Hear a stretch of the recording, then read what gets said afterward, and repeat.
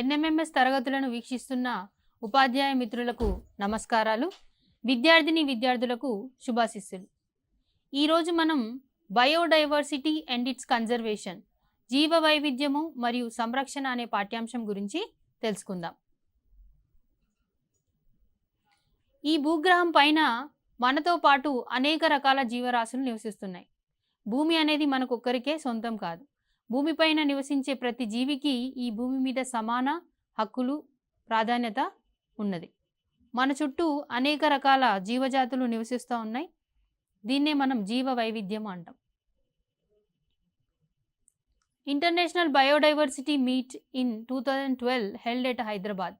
మరి ఈ biodiversity meet అనేది జరగడం వెనుక ఉన్న ప్రాముఖ్యత ఏంటంటే, మానవుని యొక్క చర్యల వల్ల ఈ భూగ్రహం పైన రకరకాల జీవరాశుల యొక్క సంఖ్య అనేది తగ్గిపోతూ ఉంది. మరి ప్రమాదంలో ఉన్నాయి అవన్నీ కూడా. ఎండేంజర్డ్ స్పీసీస్ అంటాం. వాటిని సంరక్షించడం ఎలాగా అనే వాటి మీద ఈ మీట్లో చర్చించడం జరిగింది. అంతరించిపోయిన జాతులు, ప్రమాదంలో ఉన్న జాతులు మొదలగు వాటి గురించి ఈ మీట్లో చర్చించడం జరిగింది. ఇక్కడ మీరు చూసినట్లయితే వల్చర్, ఇవి ప్రమాదం అంచున ఉన్న జీవులు, ఎండేంజర్డ్ స్పీసీస్. వీటి సంఖ్య బాగా తగ్గిపోయింది. మరొక జీవి పాలపిట్ట, కొరాషియస్ బెంగాలెన్సిస్ అంటాం. వీటి సంఖ్య కూడా బాగా తగ్గింది. ఇవి కూడా ఎండేంజర్డ్ స్పీసీస్ అని చెప్పొచ్చు. మరి మన చుట్టూ రకరకాల జీవులు నివసిస్తున్నాయి. వాటిలో ఏ జీవుల సంఖ్య బాగా తగ్గింది? ఇక్కడ మీరు గమనిస్తున్న జీవులు వీటి సంఖ్య కూడా బాగా తగ్గిందని చెప్పొచ్చు. చిత్రంలో మీరు గమనించే ఫస్ట్ కోయిల కావచ్చు, సాధారణంగా మనకు కనిపించే కాకులు, మైనాలు, వీటి సంఖ్య కూడా బాగా తగ్గిపోయింది. ఇవి కూడా ప్రమాదం అంచున ఉన్న జీవులు అని చెప్పవచ్చు. Biodiversity is the biological variety and variability of life on earth. మరి బయోడైవర్సిటీ, జీవ వైవిధ్యం అంటే ఏంటంటే, రకరకాల జీవజాతులు ఒక ప్రదేశంలో నివసించడం అనమాట. అంటే వేరు వేరు రకాల జీవులు, అతి చిన్న స్థాయి మొక్కల నుంచి, తడి గోడల మీద పెరిగే మాస్ మొక్కల నుంచి అత్యంత ఎత్తైన కొనిఫెర్ వృక్షాల వరకు, కంటికి కనిపించని చిన్న సూక్ష్మజీవుల నుంచి భూమిపైన నివసించే అతిపెద్ద జీవి ఆఫ్రికన్ ఎలిఫెంట్, నీటిలో నివసించే అతిపెద్ద జీవి నీలి తిమింగలం వరకు రకరకాల జీవజాతులు మన చుట్టూ నివసిస్తున్నాయి. దాన్ని మనం జీవ వైవిధ్యం అని అంటాం. ప్రతి జీవజాతిలో కూడా మళ్ళీ మనకి వైవిధ్యం కనిపిస్తుంది. అంటే ఇక్కడ మానవుని తీసుకున్నట్లయితే, మానవుడు అనగానే మనకి తల, మొండెము, కాళ్ళు, చేతులు, ఇలా ఒక ఆకారం గుర్తొస్తుంది. కానీ మానవుల్లో కూడా ప్రతి జీవి ఎవరికి వారే ప్రత్యేకం అని చెప్పొచ్చు అనమాట. ఏ మానవుడు ఇతర మానవుడిని అసలు పోలి ఉండడు. ఏదో ఒక వైవిధ్యం అనేది కనిపిస్తుంది. మరి జీవ వైవిధ్యాన్ని సంరక్షించాల్సిన ఆవశ్యకత ఉంది. ప్రతి జీవికి సమాన ప్రాధాన్యత ఉంది కాబట్టి ప్రతి జీవి కూడా ముఖ్యమైనదే భూమిపైన. ఉదాహరణకి మన ఇంటిని తీసుకున్నాం అనుకోండి. మన ఇంటిలో మనం ఒక్కరమే కాకుండా మనతో పాటు రకరకాల జీవులు నివసిస్తున్నాయి. ఏంటవి అంటే మొక్కలు, మొక్కలలో కూడా పుష్పించే మొక్కలు, పండ్లనిచ్చే మొక్కలు, కూరగాయలనిచ్చే మొక్కలు, లేదా గడ్డి జాతి మొక్కలు, అత్యంత ఎత్తైన వృక్షాలు, ఇవన్నీ ఉంటాయి. అదే జంతువుల్ని తీసుకున్నట్లయితే చిన్న చిన్న చీమలు, ఈగలు, దోమలు, సీతాకోక చిలుకలు, స్పైడర్స్, సాలెపురుగులు, అంతేకాకుండా పెద్ద పెద్ద జంతువులైన ఆవులు, గేదెలు, మేకలు, ఇలాంటి జీవులన్నీ కూడా మన చుట్టూ నివసిస్తాయి. అది మన ఇంటి యొక్క బయోడైవర్సిటీ, జీవ వైవిధ్యం అని చెప్తాం. ఇక్కడ మీరు చిత్రంలో చూసేది ఒక ఇంటి యొక్క బయోడైవర్సిటీని తెలియజేసే బ్లాక్ డయాగ్రామ్. ఒక్కొక్క జీవిని ఒక్కొక్క రంగు చుక్కతో ఇక్కడ తెలియజేయడం జరిగింది. మొక్కలని లేత ఆకుపచ్చ రంగుతో, పెద్ద వృక్షాలని ముదురు ఆకుపచ్చ రంగుతో, జంతువుల్ని ఎరుపు రంగుతో, మనుషుల్ని ముదురు నీలి రంగుతో అట్లా గుర్తించడం జరిగిందనమాట. ఈ బయోడైవర్సిటీ అనేది ప్రతి చోట ఉంటుంది. ఒక ఇల్లు తీసుకుంటే ఏ విధంగా బయోడైవర్సిటీ ఉంటుందో, ఒక తోటని తీసుకున్నా, లేకపోతే ఒక స్కూల్ని, పాఠశాలను తీసుకున్న, పాఠశాలలో కూడా మనతో పాటు రకరకాల మొక్కలు, అతి చిన్న నేల మీద పాకే మొక్కల నుంచి అత్యంత ఎత్తైన వృక్షాలు ఉంటాయి. అంతేకాకుండా రకరకాల జీవులు, బల్లులు, పాములు, తొండలు, కుక్కలు, పిల్లులు, కాకులు, ఇవ రకరకాల జీవులు అనేవి గమనించడం జరుగుతుంది అన్నమాట. మరి మొక్కలు తీసుకున్నట్లయితే ఏదైనా ఒకే జాతికి చెందిన 2 మొక్కలు తీసుకుందాం. ఆ 2 మొక్కల్లో ఏమైనా వైవిధ్యం ఉంటుందా? ఉదాహరణకి ఫర్ ఎగ్జాంపుల్ మనం ఇక్కడ డయాంథస్ మొక్కల్ని తీసుకుందాం. ఇవి 2 కూడా ఒకే జాతికి చెందినవి. కానీ వీటిలో కూడా వైవిధ్యం ఉంది. ఉదాహరణకి వాటి యొక్క ఆకుల సంఖ్యను చూసినట్లయితే ఒకే సంఖ్యలో ఉంటాయా? వాటి యొక్క పువ్వుల సంఖ్యను చూడండి. రెండిట్లో 2 మొక్కలకి ఒకే సంఖ్యలో పువ్వులున్నాయా? ఇక్కడ లేదు. అట్లా ఏదో ఒక విధమైన వైవిధ్యం అనేది ఉంటుంది ప్రతి జాతిలో కూడా. అలాగే జంతువులలో వైవిధ్యాన్ని చూసినట్లయితే మీకు నచ్చిన ఏదైనా జీవిని, అది హెన్, కోడి కావచ్చు, లేదా కుక్క కావచ్చు, గోటు, ఏదైనా ఒకదాన్ని తీసుకొని వాటి యొక్క లక్షణాల్ని పరిశీలించండి. వాటి యొక్క ఈకలు, కాళ్ళు, గోర్లు, గిట్టలు దేన్నైనా పరిశీలించినప్పుడు మనకి భేదాలనేవి కనిపిస్తాయి. ఇక్కడ ఉదాహరణకి చిలుకలు తీసుకొని వాటి లక్షణాలను పరిశీలించిన, లేకపోతే బాతులు తీసుకొని వాటి లక్షణాలను పరిశీలించిన మనకి వైవిధ్యం అనేది కనిపిస్తుంది. వాటి కాళ్ళలో గానీ, లేదా వెంట్రుకల్లో గానీ, గిట్టల్లో గానీ, రెక్కల్లో గానీ, తలపైన, తోకపైన ఉండే ఈకల్లో గానీ తేడా అనేది మనకి స్పష్టంగా కనిపిస్తుంది. దీన్ని ఏమంటాం మనం అంటే జంతువులలో వైవిధ్యం అని చెప్తాం. అదేవిధంగా ఒకే తరగతికి చెందిన ఇద్దరు విద్యార్థులని తీసుకున్నాం అనుకోండి, వారిలో ఏమైనా భేదాలు ఉంటాయో చూసినట్లయితే వీరిద్దరు కూడా 8వ తరగతి చెందిన విద్యార్థులే. వీరి వయసు కూడా 13 సంవత్సరాలే. కానీ ఇద్దరు ఒకే మాదిరిగా ఉన్నారా? లేరు. ఇద్దరి యొక్క చర్మం రంగు గానీ, చెవి యొక్క ఆకారం గానీ, వాళ్ళ యొక్క తలపైన ఉండే వెంట్రుకల యొక్క రంగు కానీ, ఇవన్నీ కూడా వేరువేరుగా అంటే తేడాలనేవి ఉంటాయి. దాన్ని మనం వైవిధ్యం, వేరియేషన్స్ అని అంటామన్నమాట.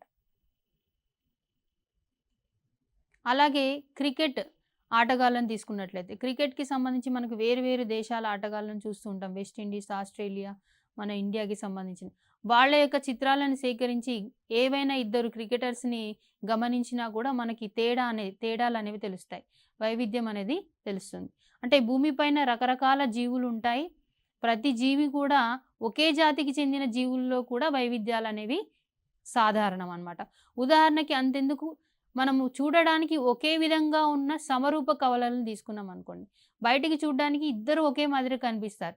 కానీ మనము దగ్గరగా గమనించినట్లయితే వాళ్ళ యొక్క కంటి యొక్క ఆకారంలో గానీ, వాళ్ళ కనుపాప రంగులో గానీ, కనుపాప సైజులో గానీ, లేకపోతే చెవి యొక్క ఆకారంలో గానీ, చర్మం యొక్క రంగులో గానీ, పొడవు లేదా బరువులో గానీ ఏదో ఒక తేడా అనేది మనం గమనిస్తాం. దాన్నే మనం వైవిధ్యం అని అంటాం.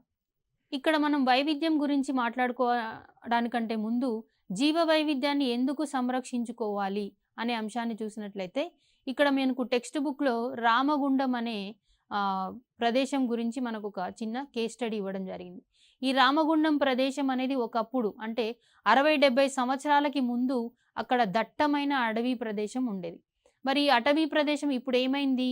అక్కడ విద్యుత్ కేంద్రం ఎప్పుడైతే 60 సంవత్సరాలకి 70 సంవత్సరాలకి ముందు ఎప్పుడైతే అక్కడ విద్యుత్ కేంద్రాన్ని ఏర్పాటు చేశారో దాని చుట్టుపక్కల కూడా అనేక రకాల పరిశ్రమలు ఏర్పడడం జరిగింది. ఆ పరిశ్రమలకి రాకపోకలు జరపడం కోసం అనేక రకాల వాహనాలు ప్రయాణించడానికి రోడ్లు వేయటం కోసం అడవులని ఏం చేయడం జరిగింది? నరికివేయడం జరిగిందన్నమాట.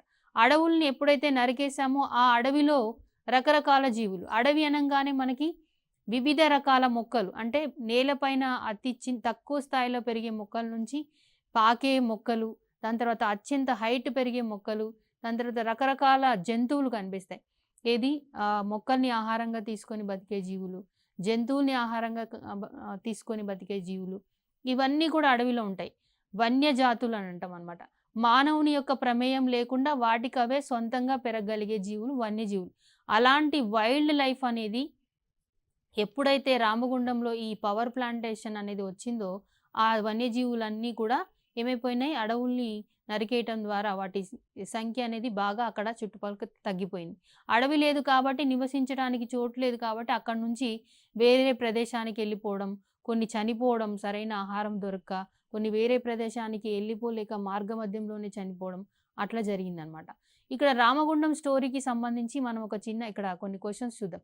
What is the difference between the situation regarding types of animals present 70 years ago and now? Ramagundam ప్రాంతాన్ని తీసుకుంటే అక్కడ 70 సంవత్సరాలకి ముందు ఏ విధమైన జీవ వైవిధ్యం బయోడైవర్సిటీ ఉంది, ఇప్పుడు ఎలా ఉంది? మరి 70 సంవత్సరాలకు ముందు అక్కడ రకరకాల పులులు, దాని తర్వాత సరీసృపాలు అంటే పాములు, బల్లులు, అంతేకాకుండా రకరకాల పక్షులు, నెమళ్ళు ఇట్లాంటివన్నీ కూడా ఉండేవి. కానీ ఇప్పుడు వాటి సంఖ్య బాగా తగ్గిపోయింది. What might have happen to tigers of Ramagundam? మరి రామగుండం అడవి ప్రాంతం అనేది అంతరించింది కాబట్టి అక్కడున్న పులులు ఏమైనాయి? Do we find tigers anywhere else in our country? మరి రామగుండంలో టైగర్స్ లేవు కాబట్టి మన దేశంలో మొత్తంలో ఎక్కడ లేవని అనుకుందామా అంటే అలా కాదు. అంటే రామగుండం ప్రాంతంలో అడవి అనేది లేకుండా పోయింది కాబట్టి అక్కడ పులులు లేవు, కానీ మన దేశంలో ఇతర ప్రాంతాల్లో మనం పులులని గమనించవచ్చు. For example, the disappearance of tigers from that area Ramagundam means it is extinct for that particular area only, but can be found in other parts of our country and in the world as well. When animals vanish forever from the earth, it is said that the species has become extinct. Extinct అనే పదం ఇక్కడ చాలా ముఖ్యమైనదిగా గుర్తించాలి. Extinct అంటే అంతరించిపోవడం. అంతరించిపోవడం అంటే ఏంటంటే ఏదైనా ఒక జీవి, అది మొక్క కావచ్చు, జంతువు కావచ్చు, భూమి మీద లేకుండా పూర్తిగా నశించిపోతే దాన్ని మనం ఎక్స్టింక్ట్ అని అంటాం.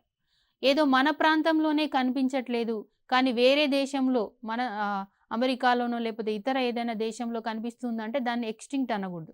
కంప్లీట్గా ఈ భూగ్రహం మీద కూడా లేకుండా పోతే దాన్ని మనం ఎక్స్టింక్ట్ అని అంటాం. ఉదాహరణకి డైనోసార్లు ఉన్నాయి.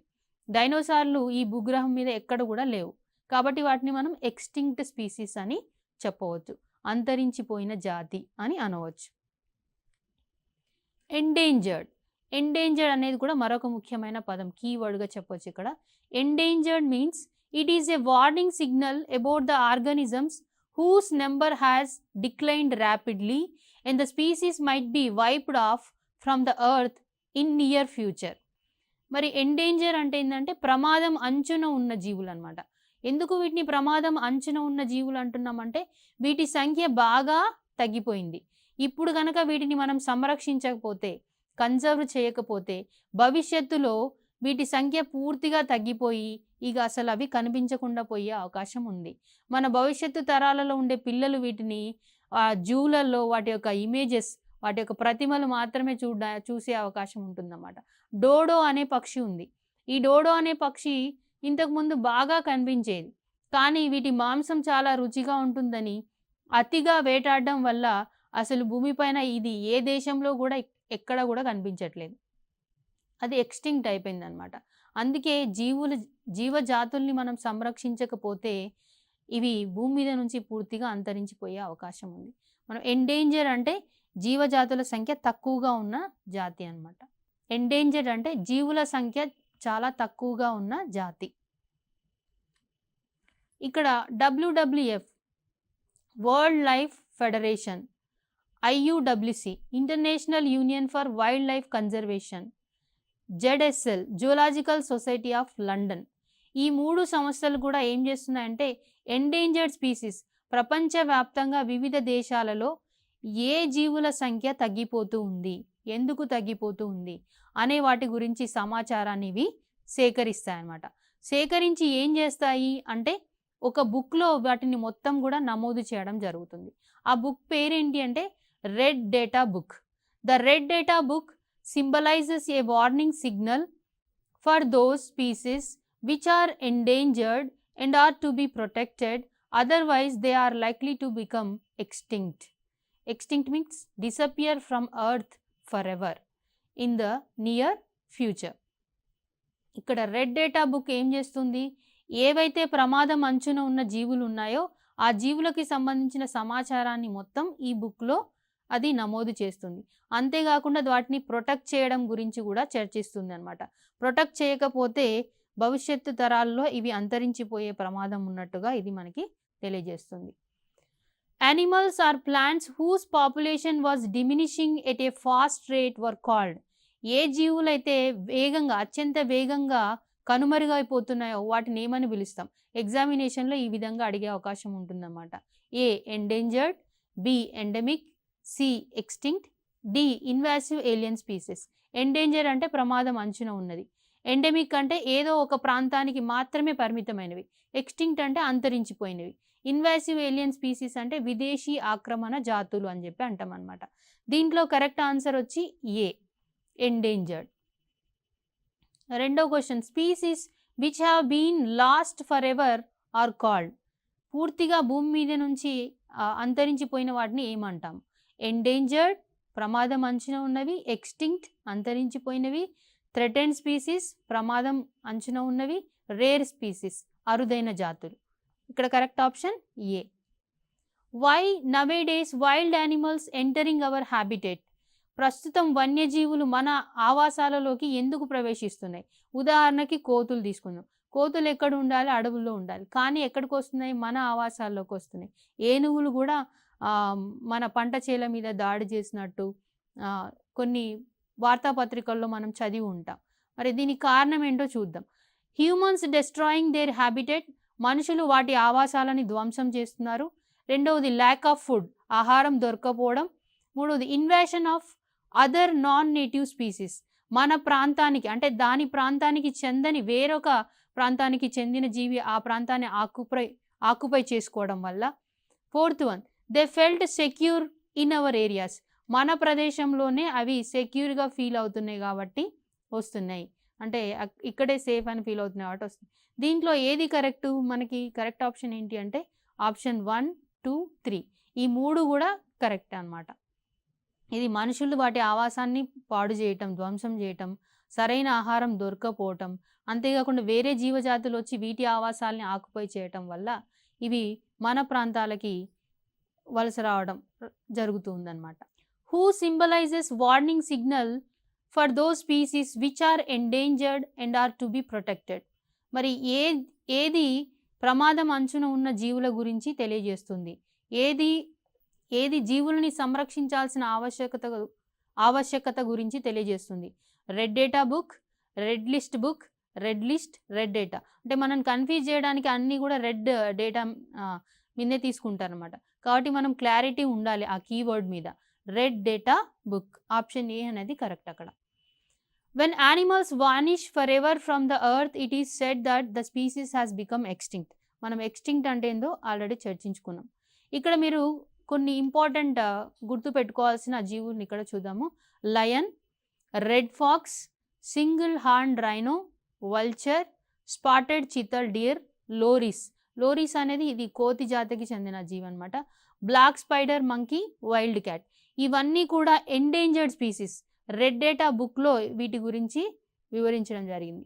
అదే రెడ్ డేటా బుక్లో ఉన్న వైల్డ్ ప్లాంట్స్ చూసినట్లయితే సైకస్, రావుల్ఫియా సర్పంటైనా అంటే సర్పగంధి మొక్క అనమాట. పాము కాటుకు దీని నుంచి మందుని తయారు చేయడం జరుగుతుంది. మూడవది నెపంతిస్, కీటకాహారి మొక్క. దాని తర్వాత శాండల్వుడ్ ట్రీ, మీకు అందరికి తెలుసు గంధం, చందనం మొక్క అని. ఇవన్నీ కూడా ప్రమాదం అంచున ఉన్నవి. అంటే వీటిని విపరీతంగా మనం వినియోగిస్తున్నాం కాబట్టి వీటి సంఖ్య బాగా తగ్గిపోతుంది. వీటిని సంరక్షించాల్సిన ఆవశ్యకత ఉంది. వీటి పేర్లు గుర్తుపెట్టుకోవాలి. ఏవి ఎండేంజర్డ్ అనే దాని మీద క్వశ్చన్ వస్తుంది కాబట్టి మనకి ఎండేంజర్డ్ స్పీసీస్ ఏవో ఐడియా అనేది కంపల్సరీ ఉండాలి. ఇక్కడ టేబుల్లో మనకి ఏమేమి ఎండేంజర్డ్ స్పీసీస్ ఉన్నాయి, ప్లాంట్స్లో ఎండేంజర్డ్ స్పీసీస్ ఏమున్నాయి, యానిమల్స్లో ఎండేంజర్డ్ స్పీసీస్ ఏమున్నాయి ఇక్కడ మనకి క్లియర్గా ఇవ్వడం జరిగింది టెక్స్ట్ బుక్లో. వీటన్నిటిని మనం నోట్ చేసుకోవాలి, అంటే గుర్తుపెట్టుకోవాలి. Next, plants or animal species found restricted to a particular area of a country are called endemic species. Endemic species అంటే ఏదో ఒక ప్రాంతానికి మాత్రమే పర్టికులర్గా పరిమితమైన జీవులని ఎండమిక్ జాతులు అంటాం. ఏంటి ఇక్కడ ఫర్ ఎగ్జాంపుల్ చూసినట్లయితే పీకాక్ అనేది, ఈ నెమలి అనేది మన ఏషియా కాంటినెంట్లో కొన్ని దేశాల్లో మాత్రమే కనిపిస్తుంది. దాని తర్వాత వైట్ టైగర్ కూడా అంతే. దాని తర్వాత కివి యాంటీ ఈటర్. ఈ కివి యాంటీ ఈటర్ అనే పక్షి ఓన్లీ న్యూజిలాండ్ దేశంలో మాత్రమే కనిపిస్తుంది. అంటే కొన్ని జాతులు కొన్ని ప్రాంతాలకే పరిమితం. కంగారు అనేది ఉంది. ఈ క్యాంగరూ అనేది ఓన్లీ ఆస్ట్రేలియా దేశంలో మాత్రమే కనిపిస్తుంది అన్నమాట. అట్లాంటి జీవజాతులని ఎండమిక్ స్పీసీస్ అని అంటాం. ఏసియాటిక్ లయన్ అనేది గిర్ ఫారెస్ట్లో మాత్రమే కనిపిస్తుంది. Asiatic lion is also known as the Indian lion and can be only found in and around Gir Forest National Park of Gujarat. These are listed as endangered species. మరి Asiatic lion అనేది గుజరాత్లోని Gir national పార్క్లో మాత్రమే కనిపిస్తుంది. ప్రపంచంలో ఇంకెక్కడా కూడా కనిపించదు. ఇది ప్రమాదం అంచున ఉన్న జీవజాతి, ఎందుకంటే వీటి సంఖ్య బాగా తక్కువ ఉంది. నెక్స్ట్, రెండవది కాశ్మీర్ స్టాగ్. కాశ్మీర్ వ్యాలీలో మాత్రమే ఇది కనిపిస్తుంది ఎక్కువగా. హిమాచల్ ప్రదేశ్లో చూడొచ్చు వీటిని. లైన్ టెయిల్డ్ మకాక్ అనేది వెస్ట్రన్ ఘాట్స్ పశ్చిమ కనుమలలో మాత్రమే కనిపిస్తుంది. ఇది కూడా మన ఇండియాకి చెందింది. వీటన్నిటిని మనం ఎండమిక్ స్పీసీస్ అనొచ్చు. ఇది కాశ్మీర్ స్టాగ్ కానీ, లయన్ టైల్డ్ మెకాక్ కానీ, ఏసియాటిక్ లయన్ కానీ. వీటి చిత్రాలను మనం చూద్దాం. ఇది ఏసియాటిక్ లయన్, ఇది కాశ్మీర్ స్టాగ్, ఇది lion tailed macaque. Purple frog ఇది వెస్ట్రన్ ఘాట్స్ పశ్చిమ కనుమల్లోనే కనిపిస్తుంది మన ఇండియాలో. ప్రపంచం మొత్తంలోనే 60% యాంఫీబియన్స్, 50% రెప్టైల్స్ మన పశ్చిమ కనుమలకి మాత్రమే పరిమితం. మిగతా ఎక్కడ కూడా ఇవి కనిపించవు అనమాట. యాంఫీబియన్స్ అంటే మీకు తెలుసు ఉభయజీవులు, భూమిపైన నీటిలో నివసించేవి. రెప్టైల్స్ అంటే పాకే జీవులు అంటే పాములు, బల్లులు, తొండలు అవన్నీ కూడా రెప్టైల్స్కి వస్తాయి. ఇవన్నీ కూడా వెస్ట్రన్ ఘాట్స్ పశ్చిమ కనుమల్లో మాత్రమే కనిపిస్తాయి. ఇంకా సాంఘై డీర్, ఈ సాంఘై డీర్ అనేది లోక్తక్ లేక్ దగ్గర మాత్రమే కనిపిస్తుంది. ఇది మణిపూర్లో ఉన్న పార్క్లో మనం దీన్ని చూడొచ్చు. ఇంకా నీల్గిరి టార్ అనే నీల్గిరి హిల్స్లో మాత్రమే కనిపిస్తుంది. ఇది కూడా వెస్ట్రన్ ఘాట్స్కి మాత్రమే పరిమితం, పశ్చిమ కనుమల్లో ఉంటుంది. ఇది పర్పుల్ ఫ్రాగ్, దీన్ని మనం పిగ్నోస్ ఫ్రాగ్ అని కూడా అంటాం. ఇది సాంఘై డీర్ అంటాం. ఇది కాశ్మీర్లో కనిపించే వైల్డ్ షీప్. దీనిపైన క్వశ్చన్స్ ఈ విధంగా అడిగే అవకాశం ఉంది. Kiwi is endemic to, kiwi అనే పక్షి ఎక్కడ కనిపిస్తుంది? Australia, New Zealand, India, Russia. ఎక్కడ కనిపిస్తుందని చెప్పుకున్నాం? న్యూజిలాండ్. కాబట్టి correct option B. Which one of the following place endemic to 62% amphibians? 62% 60-62% అని చెప్పొచ్చు మనం. వెస్ట్రన్ ఘాట్స్ పశ్చిమ కనుమలు, అమెజాన్ ఫారెస్ట్, అమెజాన్ అడవి, ఆస్ట్రేలియా, న్యూజిలాండ్. ఎక్కడ కనిపిస్తాయి? వెస్ట్రన్ ఘాట్స్ ఆఫ్ ఇండియా, భారతదేశంలోని పశ్చిమ కనుమలు. కరెక్ట్ ఆప్షన్ వచ్చి A. Plants or animal species found restricted to a particular area of a country are called. దేశంలో ఏదో ఒక ప్రాంతానికి మాత్రమే, ప్రపంచంలో లేదా ఏదో ఒక దేశానికి మాత్రమే పరిమితమైన జీవజాతుల్ని ఏమని పిలుస్తాము? ఎండేంజర్డ్, ప్రమాదం అంచున ఉన్నవి. ఎండమిక్, ఇన్వాసివ్ స్పీసీస్, విదేశీ ఆక్రమణ జాతులు. ఎక్స్టింక్ట్, అంతరించిపోయే జాతులు. ఇక్కడ కరెక్ట్ ఆప్షన్ వచ్చి endemic, option B. Red book list is published by, ఈ బుక్ని ఎవరు పబ్లిష్ చేస్తారు? STF, IUWC, ICRISAT, NIN. మనం ఫస్ట్లో నేను 3 సంస్థల గురించి చెప్పాను, WWF, IUWC, దాని తర్వాత ZSL అని చెప్పి. దీంట్లో IUWC అనేది కరెక్ట్, బి అనేది correct option. Example of an endemic species, ఇందులో ఎండెమిక్ స్పీసీస్ ఏది అంటే ప్రపంచంలో ఏదో ఒక ప్రాంతానికి మాత్రమే పరిమితమై ఉంటుంది అది? A orchids, B neem, C Spanish flag, D kangaroo అనేది కరెక్ట్, డి ఆప్షన్ కరెక్ట్. ఎందుకంటే కంగారు అనేది ఆస్ట్రేలియాలో మాత్రమే కనిపిస్తుంది, మిగతావన్నీ ప్రపంచంలో ఏదో ఒక దేశంలో అక్కడక్కడ కనిపిస్తూ ఉంటాయి. బ్యాలెన్స్ ఇన్ నేచర్, ప్రకృతి అనేది ఇప్పుడు వరకు మనం రకరకాల జీవుల గురించి వాటి వైవిధ్యం గురించి తెలుసుకున్నాం. మరి ప్రకృతి అనేది తనకి తాను ఎప్పుడు కూడా బ్యాలెన్స్ చేసుకుంటూ ఉంటుంది. ఏ విధంగా అంటే న్యాచురల్ రీజన్స్ ద్వారా, అంటే న్యాచురల్ కెలామిటీస్ని రప్పించుకోవడం ద్వారా. Natural calamities like floods, earthquakes, forest fires or human interventions wipe out diverse form in an area. ఏదైనా ఒక ప్రదేశంలో ఉండే జీవజాతి అంతరించిపోవడానికి ప్రధాన కారణం ఏంటంటే ప్రకృతి వైపరీత్యాలు కావచ్చు, లేదా మానవుని యొక్క చర్యలు కావచ్చు. అలా అంతరించిపోయినప్పుడు ఆ ప్రదేశంలో మళ్ళీ జీవులు పెరగాలంటే చాలా సమయం పడుతుంది. అనుకోకుండా జరిగే మార్పుల వల్ల అక్కడ మళ్ళీ ప్లాంట్స్, యానిమల్స్ గ్రో కావడం జరుగుతుంది. The process often occurs as a sudden invasion of organisms like plants, insects, microbes, humans, etc. They interact with each other and form new habitats and increase in number till the habitat gets balanced in its own manner. ఎక్కడైతే ఒక ప్రాంతం సమతుల్యాన్ని కోల్పోయిందో మళ్ళీ దాని సమతుల్యాన్ని balance చేసుకోవడం కోసం మళ్ళీ ప్లాంట్స్ని, యానిమల్స్ని, రకరకాల జీవులైన కీటకాలని, సూక్ష్మజీవులని అది ఉత్పత్తి చేసుకుంటుంది అనమాట. ఆ విధంగా నేచర్ తనకు తాను బ్యాలెన్స్ చేసుకుంటుంది. ఏదైనా ఒక జీవజాతి ఎక్కువ ఉందనుకోండి, అది ఆటోమేటిక్గా నెక్స్ట్ తగ్గిపోతూ ఉంటుంది. ఎందుకంటే దానికి సరైన ఆహారం లభించక వాటి సంఖ్య మళ్ళీ తగ్గిపోవచ్చు. ఫర్ ఎగ్జాంపుల్, ఉదాహరణకి ఒక అడవిలో బాగా జింకలు ఉన్నాయనుకోండి, జింకల సంఖ్య విపరీతంగా పెరుగుతూ పోతే ఏమవుతుంది? వాటికి కావాల్సిన ఆహారం మొక్కల్ని విపరీతంగా తినేస్తూ పోతే మొక్కల సంఖ్య తగ్గిపోయింది. కొన్ని రోజులకి ఏమవుతుంది, జింకలకి కావాల్సిన ఆహారం దొరకదు. జింకలకు కావాల్సిన ఆహారం దొరకదు కాబట్టి నెమ్మదిగా ఆహారం దొరక్క జింకలనేవి చనిపోతూ ఉంటాయన్నమాట. అట్లా నేచర్ ప్లాంట్స్, యానిమల్స్ వాటి సంఖ్యని బ్యాలెన్స్ చేసుకుంటూ ఉంటుంది. ఇంకా ముఖ్యమైనది ఒక keyword invasive alien species. Invasive alien species అంటే విదేశీ ఆక్రమణ జాతులు. ఇవి మన ప్రాంతానికి చెందినవి కాదు. కానీ మన ప్రాంతంలో ఉన్న జీవులతో పోటీపడి వాటిని జీవనానికి ఆటంకం కలిగిస్తూ ఉంటాయంట. ఉదాహరణకి ఫస్ట్ పిక్చర్‌లో మీరు చూస్తే హైదరాబాదీ పిజియన్. ఇది మన ప్రాంతానికి చెందింది కాదు. కానీ ఇక్కడ హైదరాబాద్‌లో ఎక్కడ చూసినా కూడా వీటి సంఖ్య విపరీతంగా కనిపిస్తుంది. వీటి వల్ల కాకుల సంఖ్య విపరీతంగా తగ్గిపోయింది హైదరాబాదీ పిజియన్స్ వల్ల. నెక్స్ట్ రెండో పిక్చర్‌లో మీరు చూసేది వాటర్ హైసింత్, గుర్రపు డెక్క మొక్కలంటాం. ఈ గుర్రపు డెక్క మొక్కలనేవి మన భారతదేశానికి చెందినవి కాదు. కానీ మన నీటి వనరుల్లో ఎక్కడ చూసినా వాటర్ బాడీస్‌లో ఈ మొక్కలే విపరీతంగా పెరిగిపోయి నీటిలో నివసించాల్సిన ఇతర మొక్కలకి ఆవాసం లేకుండా చేస్తున్నాయి. అంతేకాకుండా స్పానిష్ ఫ్లాగ్ ప్లాంట్, ఇది అడవుల్లో విపరీతంగా పెరిగిపోయి ఇతర మొక్కల ఆవాసానికి ఆటంకం కలిగిస్తుంది.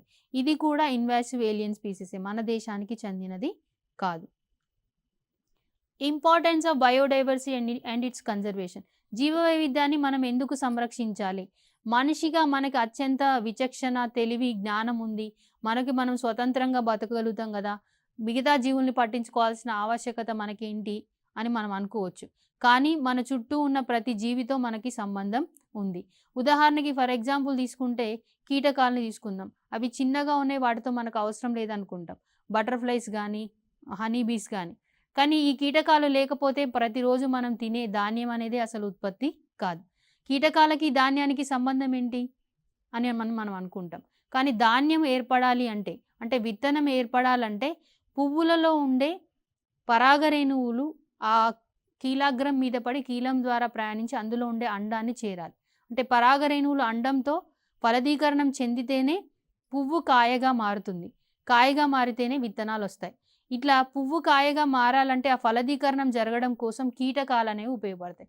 చూడండి, ఇక్కడ మీరు చిత్రంలో కీటకాలు పుష్పాల మీద వాలటం, వాటి నుంచి మకరందాన్ని తీసుకోవడం జరుగుతుంది. అట్లా వాలినప్పుడు పరాగరేణువులు ఒక పువ్వు నుంచి ఇంకో పువ్వుకి వెళ్ళడం జరుగుతుంది. అలా ఫలదీకరణానికి తోడ్పడతాయి అన్నమాట. కాబట్టి మన చుట్టూ ఉన్న ప్రతి జీవిని సంరక్షించాల్సిన బాధ్యత మన పైన ఉంది. ఇక్కడ టైగర్స్ని సంరక్షించడం కోసం, టైగర్స్ వల్ల మనకి థ్రెట్ ఉంది కదా అని చెప్పి వాటిని సంరక్షించకుండా వదిలేయడం కాదు. టైగర్స్ వాటి సంఖ్య విపరీతంగా తగ్గిపోతుంది కాబట్టి వాటిని సంరక్షించడం కోసం మన భారత ప్రభుత్వం ఒక చట్టం చేసింది. అంతేకాకుండా వీటిని సంరక్షించడానికి నేషనల్ పార్క్స్ని కూడా ఏర్పాటు చేయడం జరిగిందన్నమాట.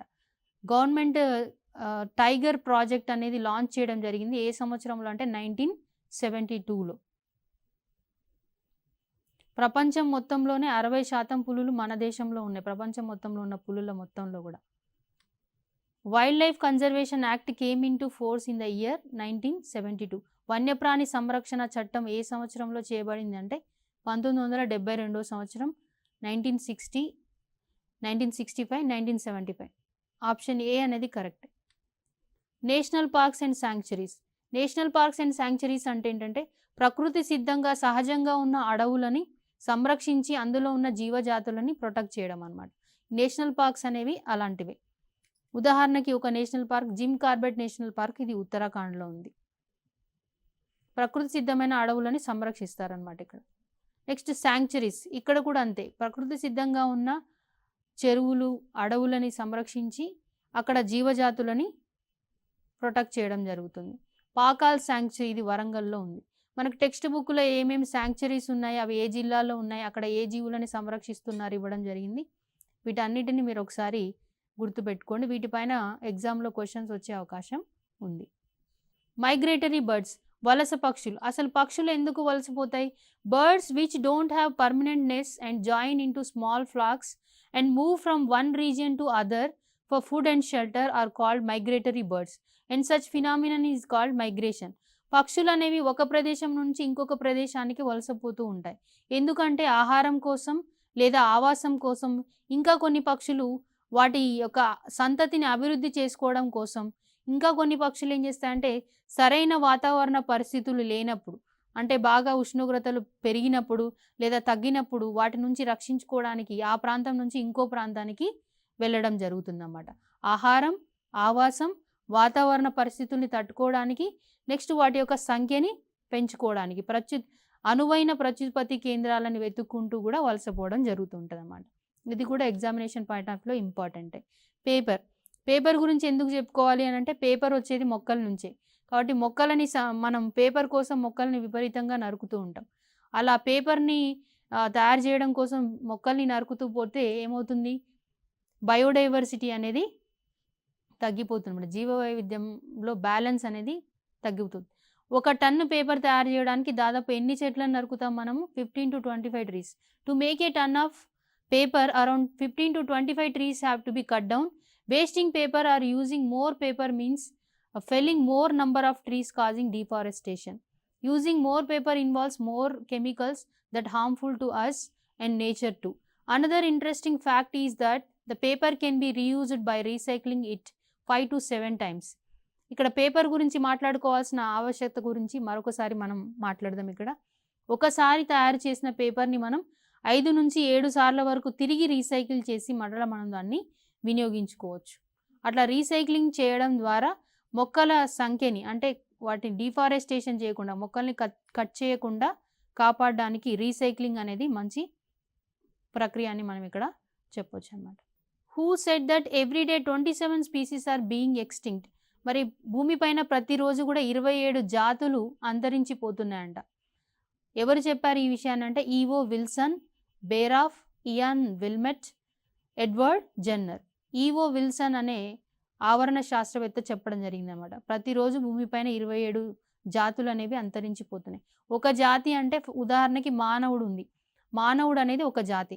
మనం ఎంతమంది ఉన్నాం మానవుడు భూమిపైన? దాదాపు 700 కోట్లకి పైగా ఉన్నది మానవుల సంఖ్య భూమిపైన. అట్లా భూమిపైన ప్రతిరోజు 27 జాతులు అంతరించిపోతున్నాయంట. What are the natural reasons for destruction of habitats. మరి జీవుల యొక్క ఆవాసాలు, సహజ ఆవాసాలు ఎందుకు విధ్వంసం అవుతున్నాయి? Floods, forest fires, human interventions. Floods, forest fires, earthquakes, tsunami. Human interventions, floods, earthquakes. దీంట్లో అన్నీ కూడా కరెక్టే. దేంట్లో ఎక్కువ ఆప్షన్స్ ఉన్నాయి ఇక్కడ మనం చూసుకోవాలి. సి ఆప్షన్లో 4 ఆప్షన్స్ ఇచ్చారు. Floods, forest fires, earthquakes, tsunamis. ఈ 4 వల్ల కూడా ఆవాసాలు అనేవి ధ్వంసం అవుతున్నాయి. కాబట్టి correct option C. Jim Corbett National Park ఎక్కడుంది? ఉత్తరాఖండ్, ఉత్తరప్రదేశ్, పంజాబ్, ఆంధ్రప్రదేశ్. కరెక్ట్ ఆప్షన్ వచ్చి ఏ, ఉత్తరాఖండ్. పాకాల్ శాంక్చురీ ఎక్కడ ఉంది? East Godavari, Warangal, Adilabad, Mulugu. Warangal correct option B. Why should be conserve small insects like a bee or butterfly. ఈ చిన్న జీవి అయిన తేనెటీగను కానీ సీతాకోక చిలుకలను ఎందుకు సంరక్షించాలి? Insects helps in pollination, looks beautiful, for humans pleasure, sucking nectar. మొదటిది ఏంటి? పాలినేషన్కి ఉపయోగపడుతుంది అనేది కరెక్ట్ కాబట్టి ఆప్షన్ ఏ కరెక్ట్.